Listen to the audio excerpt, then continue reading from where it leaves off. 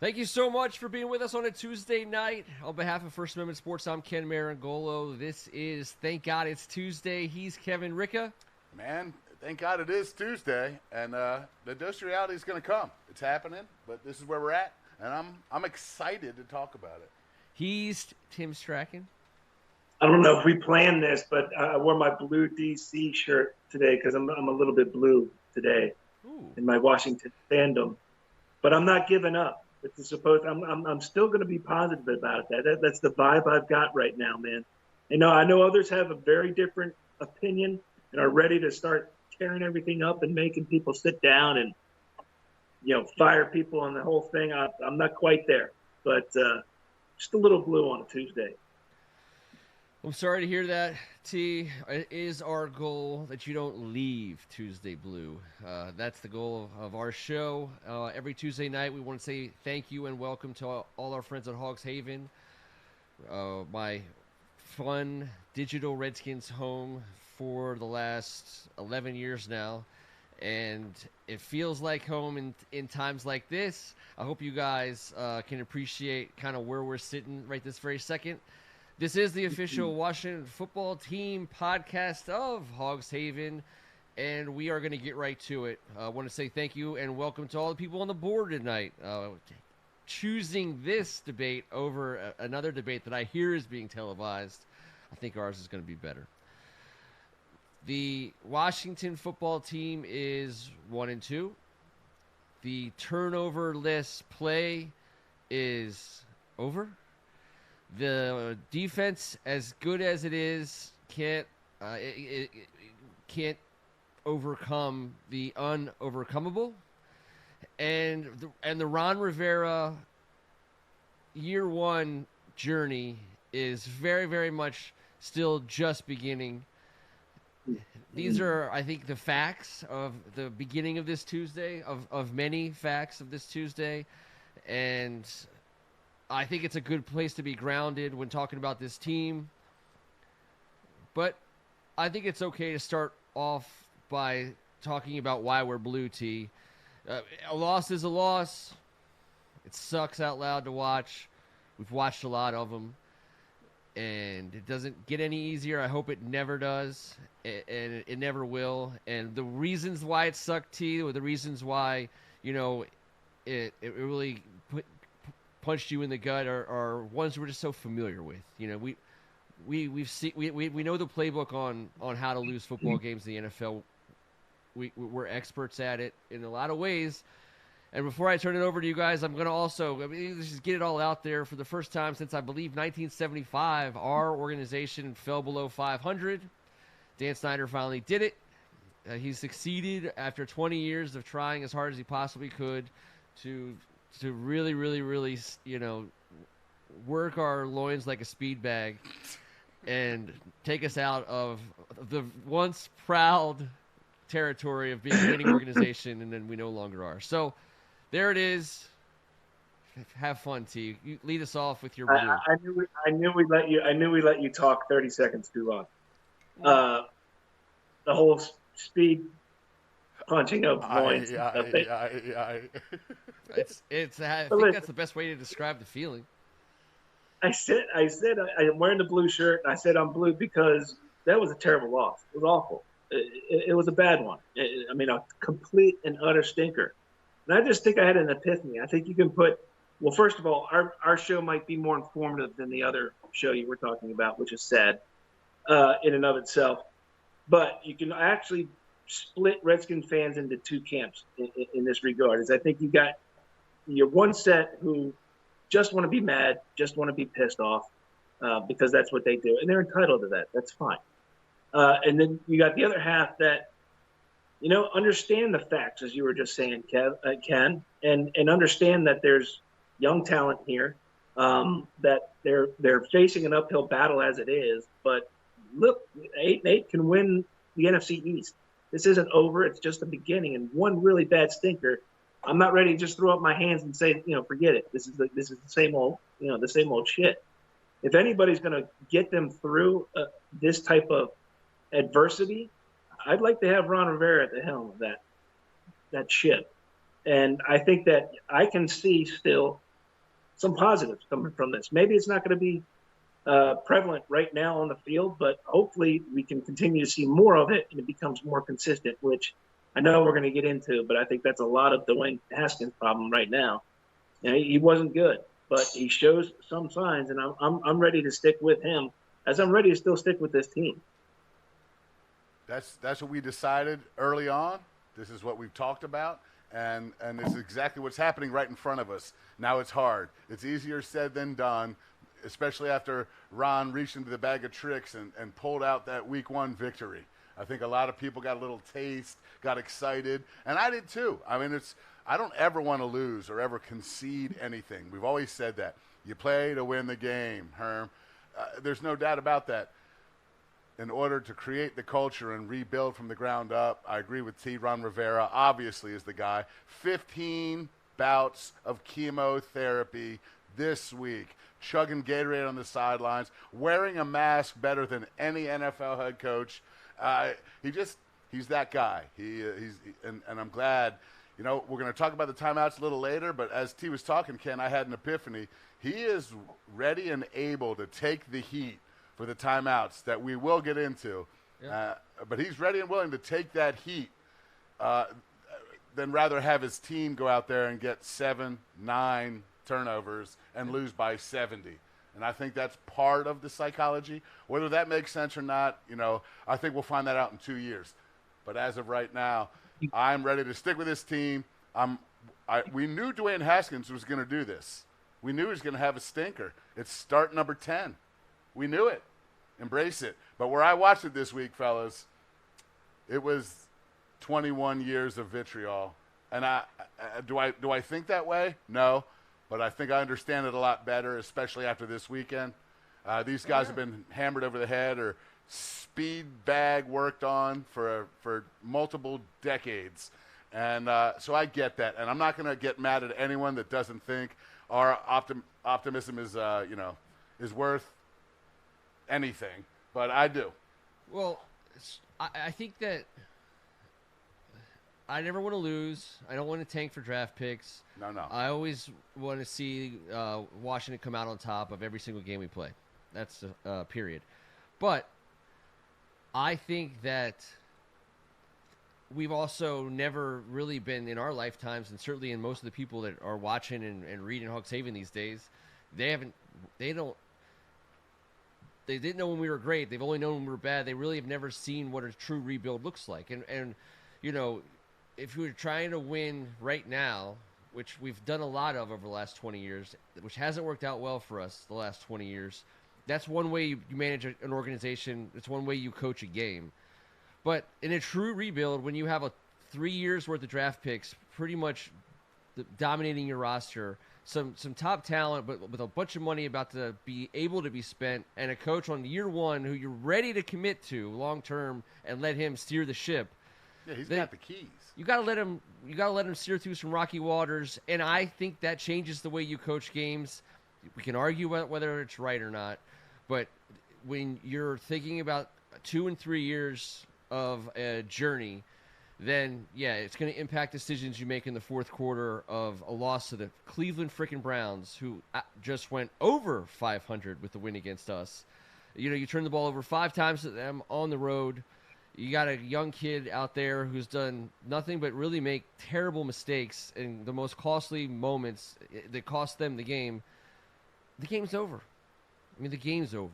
And in that last minute and a half, when you would have expected 99% of head coaches in the National Football League to call a timeout and send a guy out there and throw a couple Hail Marys, I mean, you're basically saying, okay, you just threw like 5 interceptions, or you just turned it over 5 times as an offense. Now go out there and do the thing that everyone thinks you're about to do because they know what you do with a minute and a half left, and subject yourself to that. I think that, to Kevin, I think that is a thing that shows up in year 2 and 3 of this rebuild, and it's going to piss everybody off to no end in week 3 of a season. And that's fair. Both of those things you said are fair. It's fair that someone's going to be outraged by not calling the timeouts that our terrible coaches have called while we've been in this position forever, so as to watch an interception happen, or the quarterback to scramble out and take one right in the chin outside the pocket. Yeah. And I think that's what we're trying to avoid. Do I completely agree with it? Or it's not even agree with it. Do I completely understand it? It No. goes against, like, you and I, if we're the coach of that team, we're just like, Right. Of course you call it timeout. Exactly. You just do it. I mean, it's the flinch. It's a knee jerk. You got a minute and a half left. Anything can happen in a minute and a half. The Atlanta Falcons know that better than anyone. So it's weird. I get it. It's it's totally weird. It's Papa Bear style. Yeah, it is. It's saying, I know what you think I should do, but my hands are on the wheel here. Stay in the back seat. And T, this idea about Haskins, because we've talked a lot about him individually, and actually as we got closer to the season, if you guys remember, we stayed away from talking a lot about Haskins. It was mostly about our defense. The idea that I like people who complain or people who are happy with the rebuild, the Haskins thing is number one on the agenda, right? It's the first thing that comes up, and it's like, if you hate Dwayne Haskins, or if you think he's not the guy, if you just believe he's not the guy, then good news, because we're going to get 17 weeks with him, and if you hate him and you want us to draft someone else, that's our best chance to draft someone else. If you think he has a chance, if you think that this offense needs to see another 10 games or more out of this guy, then great news, because you're going to get a full season of him to see if that happens. I mean, I just don't see any other possibility here, because, and this is what I want to ask you about, T, because Kevin and I were talking about it earlier. To me, the elephant in the room isn't how bad Dwayne plays and if he's the quarterback for next year. To me, like, the next big deal that we're going to have to deal with is if he does get pulled in a game, because that's going to be what ultimately kills him in so many people's eyes. Oh, Dwayne Haskins got benched. He got pulled for Kyle Allen. Is Kyle Allen going to be the guy going forward? Who's Ron Rivera going to name? You almost want to avoid that drama. Yeah. Well, there's one term you used a few minutes ago. That was long term. This is a long term deal. Okay. Dwayne Haskins, whether you like it or not, was the first round pick for the Washington football team. And you've now invested in him, okay? He is the future, or is it expected to be the future of this organization? Yep. So you got to give him time. He's still in his rookie year in terms of being a starter. He's only started 10 games, okay? I saw a stat that says Josh Allen, who's playing extremely well for Buffalo right now. They compared the first 10 games between Josh Allen and Dwayne Haskins. It was 6 TDs to 11 interceptions for Josh Allen with a 52% completion percentage. And Haskins is 11 TDs to 6 interceptions and a 58% completion percentage. Now, I would love to have Josh Allen right now, and I'm sure every one of our fans would too. But were they ready to pull Josh Allen right away after 10 games, 10 starts? No, thank God they didn't. That's why in a long-term situation like we are, you have to stick with him. You have to see what kind of resiliency he has, what this team has. And what you do, people say, well, he's making too many mistakes. What you do is first of all, Dwayne's going to say he played like crap. Ron's the next guy that's going to say he played like crap. Then Scott Turner, and you're going to sit him down. You're going to show him the film. You say, see what you did here? All right, don't ever fucking do that again. Woo! And if he does, yikes, then you got a problem, right? Because now you're a professional. You may be young, but you're a professional. Don't make the same mistakes over and over again. This staring down receivers thing, it's a problem. He's got to correct it. He can't correct it. Well, at some point, that decision has to be made. I think that there's going to be a longer leash for that. And there should be. Some others are saying no. But Kyle Allen is not the long-term solution for this organization. And right now, you got to stick with Dwayne Haskins. He then turns around and he has beautiful touchdown passes. He makes passes that all these people are saying that he should be benched couldn't make if they even could dream of. So he does some things that are pretty spectacular as well. And I think he can figure it out.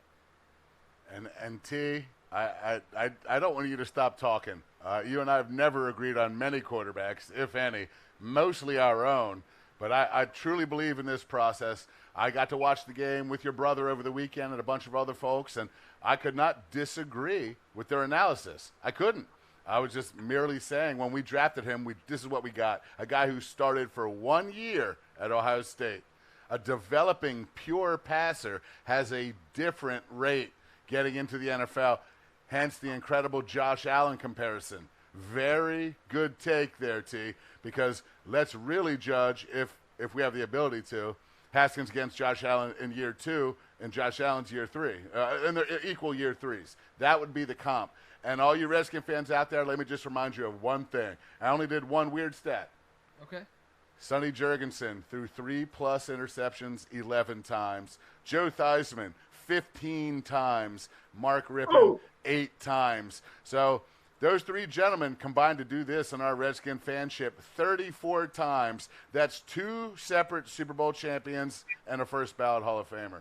So I'm thinking in start 10 as Redskin fans, maybe we could just hit the brakes a little bit and let the game plan unfold. If the dude's going to battle freaking cancer and make choices like this that he knows are going to come on top of him, let's see what happens at the end of the tunnel. Let's give this process a chance. Also, keep in mind, it doesn't get any easier. We're playing a pissed-off Ravens team this Sunday. So I'm just saying, if you were to talk about what games you're going to give them, you're not doing anyone any favors by putting a backup quarterback in to face the Baltimore Ravens. You probably got to go with the guy who's been taking #1 reps for the last 2 months. We want him. Yeah, and he needs that kind of baptism. For that exact reason. He needs That's to why. see. They will fool him. He will make errors, and they'll be put on film, and the coaches can say, don't do that. Mm-hmm. Don't do that. And all signs point to him being able to learn those lessons, T. Hey, who cares? It's going to be tough every week, no matter who you're going to go against. It's the NFL, right? They all get paid to play the game. So why not make this the next challenge? Ron's not going to back down from it. And I think that's going to carry over to the players. Hopefully that's going to carry over to players. Hopefully that's the culture that he's creating right now. In years past, I think we've even heard some players that have played here before that, there really wasn't that spirit or that really will to overcome and play. People just kind of went there to get paid, whatever it may be. I think Ron's changing that. Bring them on if they're pissed off. So what? I mean, we still have pretty good defense. I think last week, and these may sound like excuses, last week against Arizona, they were on the field too long. You were playing against an unbelievable quarterback that does unbelievable things. Injuries this past game, I think, really had a huge effect on the defense's performance. But they have the talent to keep a team at 24 points a game, and if you can do that in the NFL, you should be able to put up enough points to win. They haven't done it in the last 2 weeks, but I know that they have the talent to do it. And may I just say this, young quarterbacks thrive earlier in situations where there is a good culture, where the guys in the locker room are coming up to them all week long, and Rivera's in charge. You've seen what's happened with top first-round draft choices, drafted into bad situations, bad cultures, multiple head coaches. Let's give this guy some stability, and let's see what he's got.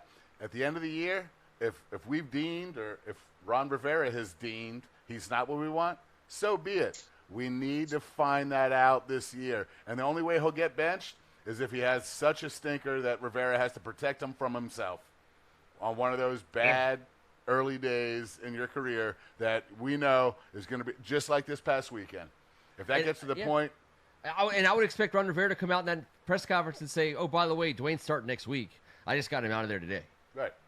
I mean, I don't think if anyone's looking for Alex Smith or Kyle Allen to come out of that tunnel and turn this team around, forget about it. That's totally unrealistic. Maybe the presence of a backup quarterback in the second half throws the defense off just enough to make a game competitive and make you think that's possible, but it's not. Dwayne Haskins is our best quarterback right now, and whether he is or not in February will only be known if he plays until February. And my final thing, Ken, I'm not making any excuses for Dwayne Haskins, but if we obviously tried to accelerate this process of his by offering Amari Cooper $100 million in the offseason. We didn't sign him. We signed Dontrell Inman to the veteran minimum.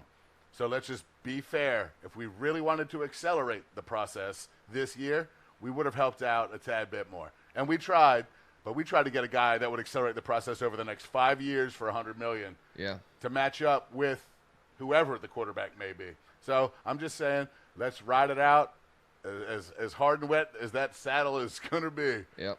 You got to be prepared to watch Redskins games on a wet saddle from here on out in the 2020. That's Whether just it gets hard or women get tan, something like that. But I couldn't help but think of you every time, Kevin, that Inman caught a touchdown pass this past weekend. It was amazing. Yep. I loved it. I do. Outperforming his contract is a big deal around these parts. We've had very rare players over the last 21 years that have outperformed their contract. The board is having an awesome side conversation, which I always like to bring to light. I think they're comparing former quarterbacks that have played for the Redskins to car vehicles or trucks or whatever.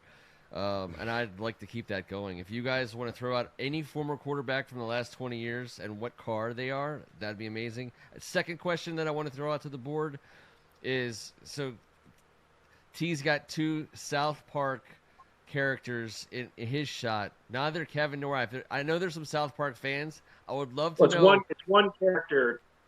What's one character? Sorry, you're right. It's one character. It's two pieces two pieces of flair. What South Park characters are Kevin and I? That's what I wanted to ask, because people feel passionately about South Park, and they have an awesome special. I think an hour-long special this week that they're promoting. All this. Dan and Cart. The whole town of South Park was present at the Denver Broncos game, I believe, this past week. They were like, that was pretty cool.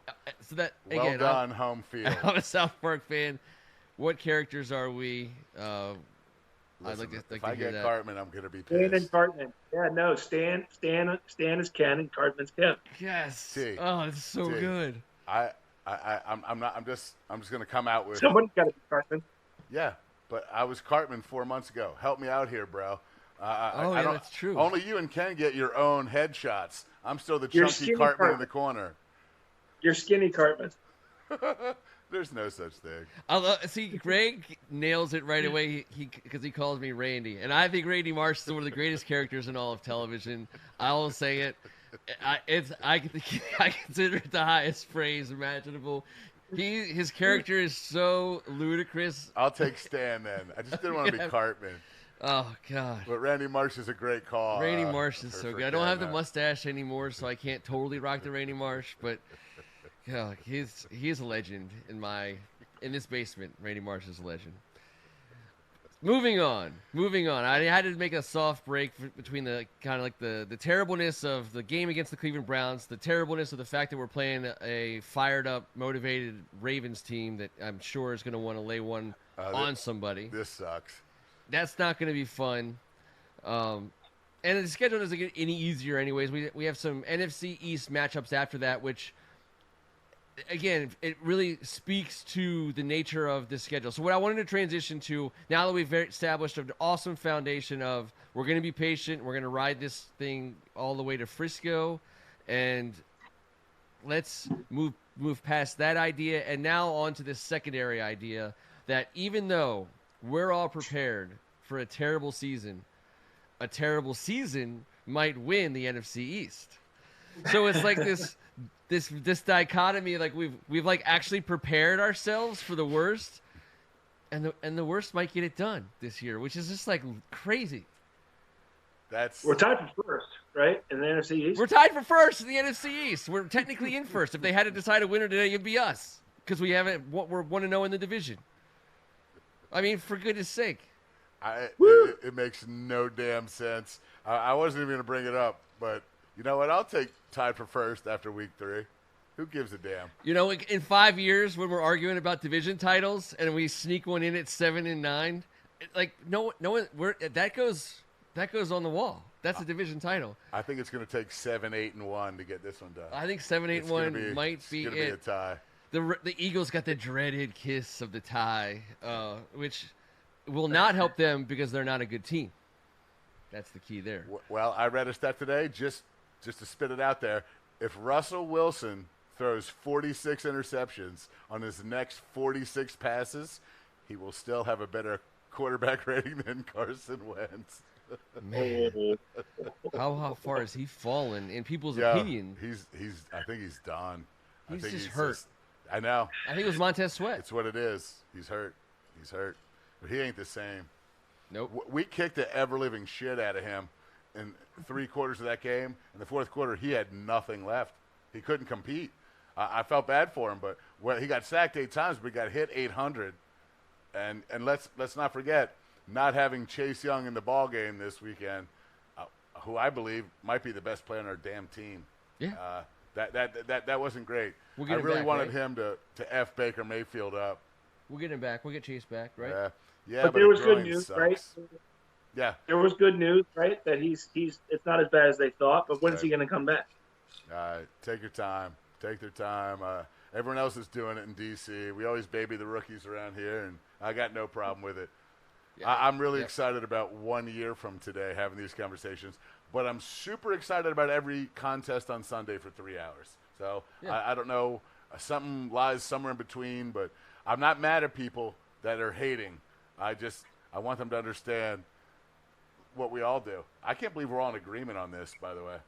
In 5 years, the three of us haven't all been in agreement on pretty much anything. Well, On Look, being as far as okay I'm with concerned- the season and that it could win the East. and that, I think Dallas pulls away, They should. but they are Dallas. They are. I Look, mean, look, go ahead, T. as far as I'm concerned, it's so easy to throw in the towel and just say, screw it. This is the same old crap. It's so easy to do it. I don't think we're there. This is not, the end of a coach's sort of tenure where he should be proving himself. This is the very first year. Again, Dwayne's he started 10 games, right? Terry McLaurin, he's unbelievable, but we got to remember he's young. Chase, you just said Chase might be the best player on the team. He's played 3 games in the NFL, not even 2 in like a quarter. I mean, it's so easy to say, just screw it. And that's an awful existence to have as a fan of anything, to be honest with you. I'm with you guys. We should be on agreement with this. And I get you, Kevin. I know people they're entitled to their opinion. It's just, Yep. it's an awful way to spend 3 hours or 3.5 hours on a Sunday and the whole week in between, if that's the way it is. I've been there before. Trust me. I think we've all been there before at some point. I just don't think right now's the time. I agree. Well, so I also the secondary topic, because everyone's gonna drill you as a fellow Washington fan about Dwayne Haskins and where you stand on Dwayne Haskins, like that effing matters. The thing about the Dwayne Haskins conversation is everything is in the context of Trevor Lawrence in the NFL. He's the shiny object. Coming out next year, he's going to be the number 1 draft pick in the draft, and some team's going to get him. And I just want us to also be very comfortable with the notion that it won't be us. I don't think we're going to get the number 1 pick in the draft. I don't think we're the worst team in the NFL, and some teams are going to lose more games than us, I think, and they're going to get the first pick in the draft, and they're going to draft Trevor Lawrence. So this. Obviously, we've already said we're not going to tank. We're not rooting for losses. But I'm just also saying that because of the division we're in, we play Philadelphia twice, New York twice, and I think we're going to get one against Dallas. 5-1 in the division. We could get. I mean, even if we got 3 or 4 wins in the division, which I think will be at least, pick 'em Giants status. stink. The Eagles stink. Yeah. And so you can't get the number 1 pick in the draft winning 4 or 5 games. So forget about it. So put that out of your mind. We're going to get a great player in the draft next year. I do believe that, but it's not going to be Trevor Lawrence. And I. But don't forget about Justin Fields, baby. Oh, I know. There's 2 guys going 1 and 2. Yeah, that's true. But also Rivera, you guys don't. I'm just telling you. I'm calling it right now. Thanksgiving, 4:00. Ron Rivera. After his 9 billionth bout with chemotherapy, as he's putting cancer in a headlock, figures it out. Oh, we're gonna win that game. And we maul the Giants because we're better coached and we have better talent. And we can't say that about many teams, but we have better talent and better coaching than the New York Football Giants. That's a fact. That's a fact. And the follow-up thought to this idea that the Washington football team could potentially make the playoffs because of the weakness of our division. The other thing is, because of the weakness of our division, we have a lot of games against teams we're gonna be involved in. We're gonna be in those games. Now, you got to beat teams like Cleveland. Ultimately, you have to really get that win to make the case. But the extra playoff team will matter for WFT in December, mathematically. I mean, I think that's the kind of squad we are. I don't. If you had to put your money on a craps table today, or will we make the playoffs? It's a hard bet to make for any betting man. But if you look at the landscape of the league, to be a backdoor little Joe. A team like us is going to backdoor into the playoffs because of the weakness of our schedule. Even though we have a hell of a hard run in this season, there's some super soft spots. And Ron Rivera, when we've done well in the last 15 years, when we've made playoff runs at the end of the season, which we did like 4 times in an 9-year span, it wasn't because we were a great team. We were never a great team. It was because either we got hot, or one player like a Sean Taylor turned it up into another notch. Joe Gibbs inspired an average roster to do great things, or a rookie sensation did things that nobody could stop. We were never in any of those seasons a good football team. We just got hot at the right time and backdoored in. That's the kind of thing I see as possible for this team. That's my rainbow situation. Yeah, I think, no offense, I'm not criticizing you guys. I think it's way too early to be talking about what the draft pick's going to be next year. I think it's way too early to be talking about whether this team's a playoff team. I think it is a possibility, and mathematically it's a possibility. But I'm more interested in how much they're going to improve from this week to next, and then from that week on to the next one. That's the improvement I'm looking for. If that puts them in a position at the end of the year to be in a playoff, great. I mean, may sound cliche, but that's what coaches do. That's what coaches say. That's what players are supposed to say. This is, again, a long-term situation, and you gotta take it a little bit at a time. The fact that we're in the NFC East and may have an opportunity at 8-8, that just that's something to shoot for. That's something to keep going for, and I don't know. This whole thing about the timeouts, I know we were going to maybe talk about it, but it bothers you. I don't know where you guys are. We haven't talked about it. The three of us have not had this discussion. It bothers you. It definitely bothers you. I trust what Ron's doing. I trust what he's doing. You don't want Dwayne to go out there and in desperation throw another interception. That doesn't do anything for his development and long term. I think there's a lot of that going on with this. You don't want somebody to, you don't want to lose another lineman, in a situation like that, because that's put you in a really serious problem the next week. So I think there was a lot more into that. Some people may think he was overthinking it. I think he did the right thing. He's in it to win it, but maybe not right now. Like that doesn't sound right. He's in it to win it, but he's also got a bigger picture in mind, and he's sticking to that. Kid gloves. He's Papa Bear. I just also wanted to be known, Sonny, Joe Theismann, and Mark Rippon all have had 5 interception game. Now Jay Schroeder takes the cake with a 6-piece. I'm just saying, since Schroeder. We've all been born, there's been over 50 3-interception games. Like, everyone was like, oh, only the Redskins. I'm like, wait a minute. We were throwing for 3 in the years we won the Super Bowl. Like, it's football. Let's take a deep breath. This era of Twitter and social media and everything has to happen right now. And there's just no one sees the woods through the forest. And I've never done that once in my life. So everyone that knows me that's listening is laughing out loud right now. But as a wise old 45-year-old, I'm thinking I really want the next 5 years to be great for my 10 and 7-year-old, the way it was great for me when I was 10 and 7. And that's really my hope and my dream, because what Ken always talks about and what T and I always agree with is the Redskins were about family. This Washington football team with Ron Rivera at the helm is about to be about family. And we're going to enjoy getting together over the next 5 years and watching a Ron Rivera coach football team take care of business amongst family with positive things happening on the television, which will lead to positive results happening at all the parties.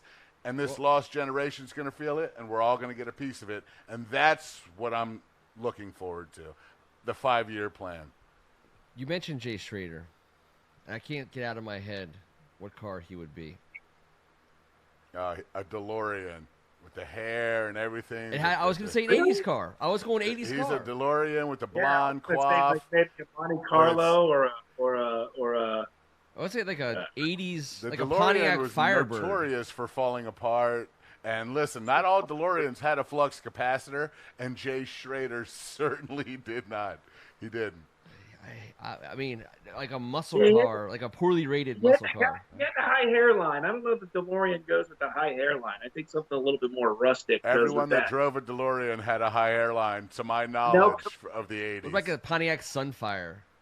It was just An like El a death Camino. trap. Yeah, but that's just a little teeny tiny guy. I know, Or but was that the everyone wanted Fiero? one. Was it the Fiero? Oh, Fiero. I'll go Fiero for sure. Yeah. I like it. I like it. The 5-year plan is for real. When you say 5-year plan, all I can think of is the Adam Sandler movie, Big Daddy. With Yeah. Old It just balls. gives that sentence gives Old me anxiety. I balls. apologize for saying it. No, it's all good. You gotta have a 5-year plan. Geo Metro. First of all, Greg Martin, I drove a Geo Metro. My parents thought it was hilarious. They were like, "Yeah, we're gonna get you a car. We're gonna get it.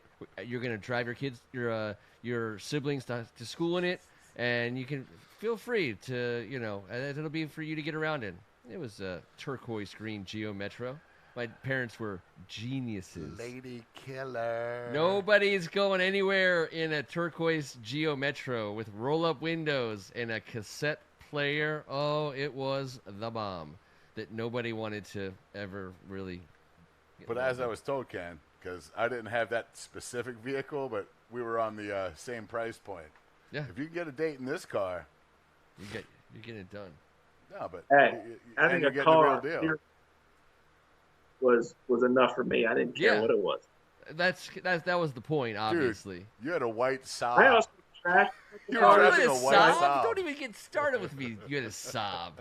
Oh, no, but it was like a 1985 turbo that had like no air conditioning, no radio. It's probably wine It, like a cooler for your wine, like keep it really chilled. had great- Wine coolers. No, Wine it was coolers. an old hoopty, like been torn apart.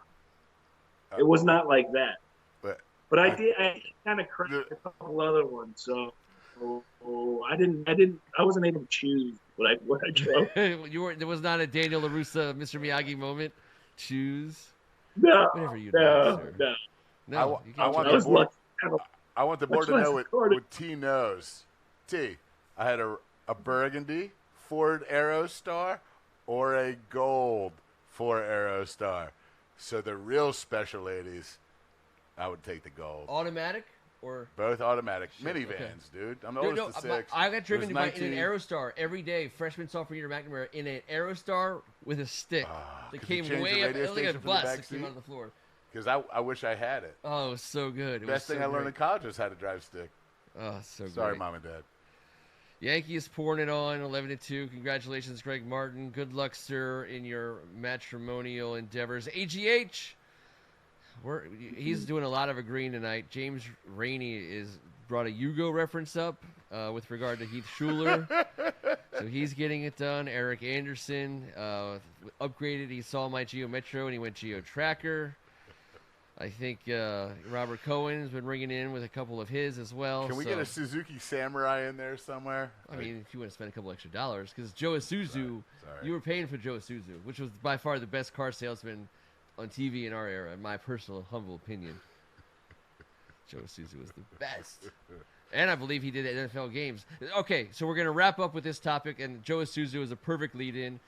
So we're back to watching professional sports, and we're back to getting commercials, sports game commercials, which to me is a big deal. It's like it's not quite the Super Bowl where you want to watch all the commercials. But it's the first time any major company who spent any money on commercials, this is what they're airing it on NFL Sunday. We're all seeing it. So I'll go first. You know how I feel about Baker Mayfield. I love him. I think he's great.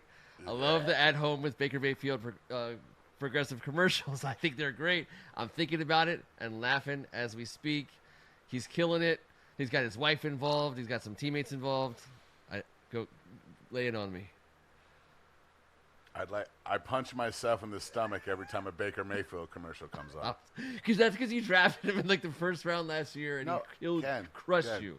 I drafted him in the 13th round with my first quarterback pick. Obviously. Not last year. Stop it. Just stop. I told you he was going to be humbled by this league. I told you he was going to have more commercials than touchdown passes. But I also thought he could get there, just like I think Dwayne Haskins can get there. Okay. And I don't know. He has made a little bit of progress, but I'd much rather have Dwayne Haskins than Baker Mayfield that is right more now than fair. For one more year, because I think the ceiling has been almost hit. I think Dwayne's ceiling is way higher. Not that Baker isn't better than him right now. He is. I think Haskins' ceiling is way higher. Jerry's Ford makes it now clear. rip me. Yeah. I agree. I agree that Baker doesn't deserve those commercials. And that's what we talk about, T. Everyone who's watching it, that's the question. Should he? I totally get it. Hopefully, Dwayne gets to a point where he earns his, spot in a commercial outside of Eastern Motors. That's a local legend. So I'm not paying attention. I like the commercials where the older guy is trying to teach older people how to not act so old. Those are pretty fun. I don't even know what it's for, but wait, say it again. The commercials where the guy teaches people how to not act like their parents. Oh, yes, it's like yes. That is an amazing commercial, and whenever there's a new one, it makes me laugh out loud. Since Sunday, yeah, it does. Since Sunday, Yep. the Pad Thai commercial comes on. You know what I'm talking about? The Pad Thai. It's for the food delivery service, and they have like a older couple riding a bike through there, and all of a sudden it's like Pad Thai. And every 4 seconds, someone just breaks in and says Pad Thai. It's not a real commercial. It's for like a Uber Eats or something. Oh yes. Okay, sorry. Like I know the Uber Eats commercials. Like, they make it seem like a real commercial, but it keeps saying Pad Thai. It's so confusing at first. I have been craving Pad Thai for freaking 48 hours. Do you have Pad Thai on premise? I don't have Pad Thai on premise, but the Uber Eats people have a huge budget because that's one of the other big commercials. I don't think it's Uber Eats. They have Luke Skywalker and yeah, they're going at it right now. Captain Kirk. These companies are going at it with I don't like advertising dollars. You're crossing Star Trek and Star Wars. I don't get it. It doesn't work for me. I know. It just killed you, T. But by the way, T, it's the Parental Life. He's the Parental Life coach, Dr. Rick. Just so you know, I want to make sure people know. Dr. Rick, the Parental Life coach, he wrote a book. The things that they do in that commercial are hilarious. I don't know if we have any other. A couple other people said they were throwing stuff in. The Mahomes insurance commercial. Mahomes is everywhere, obviously. At least Baker isn't Johnny Football. From all the way across the ocean to Wales in the United Kingdom, AGH drops that knowledge, and he is 100% correct.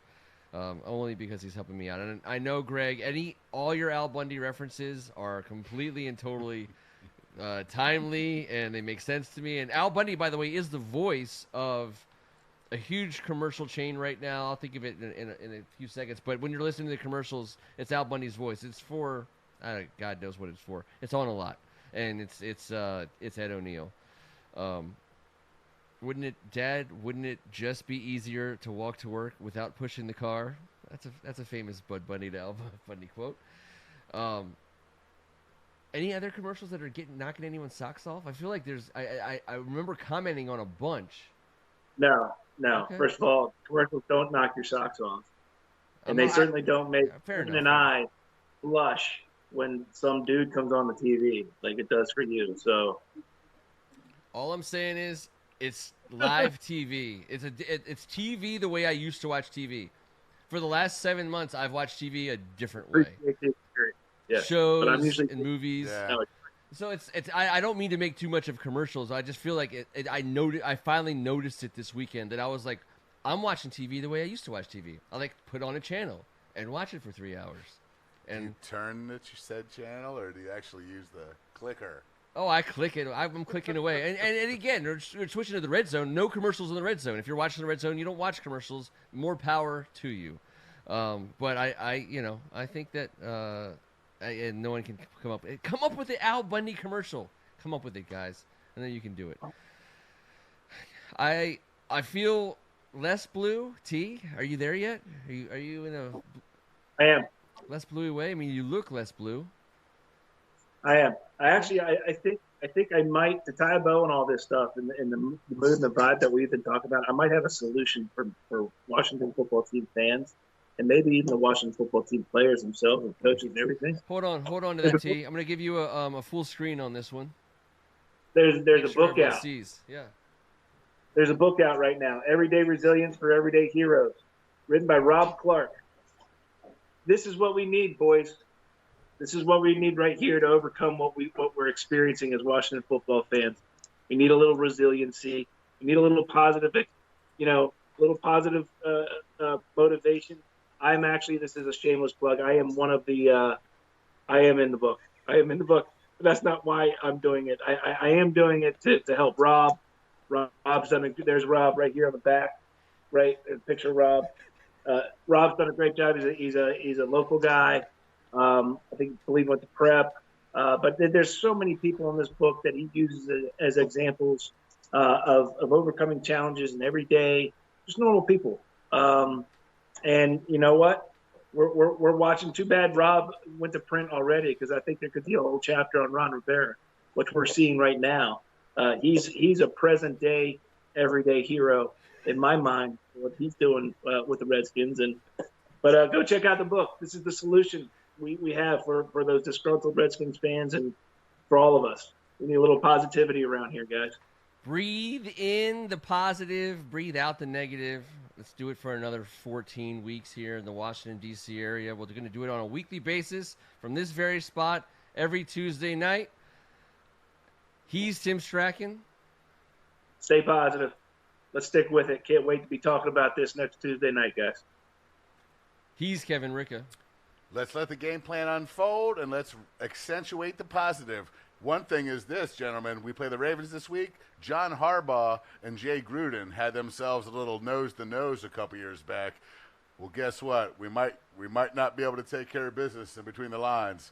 But if John Harbaugh steps to Ron Rivera, you, sir, will have a bad day. You will have a bad day on Sunday if you step to Ron Rivera. That is a fact. The Washington football team is not a bad football team. We're not a team that's going to get blown out, in my personal humble opinion. I'd be happy to eat those words if that's not true. I look forward to playing good teams because I look forward to seeing what our guys do. How do we respond to that's what we're going to find out on Sunday. We're going to be playing an awesome team. No one in the world is going to expect us to do anything against these guys. Let's play with some pride. That's what we're going to be doing for the next 2.5 months. Until next Tuesday night, I want to say thank you to Hog Saban. Thank you to all the guys on the board. Appreciate everyone for helping us out tonight. I'm Ken Marangolo. This was Thank God It's Tuesday. We'll see you next Tuesday. Appreciate you guys. We're physical. We're tough.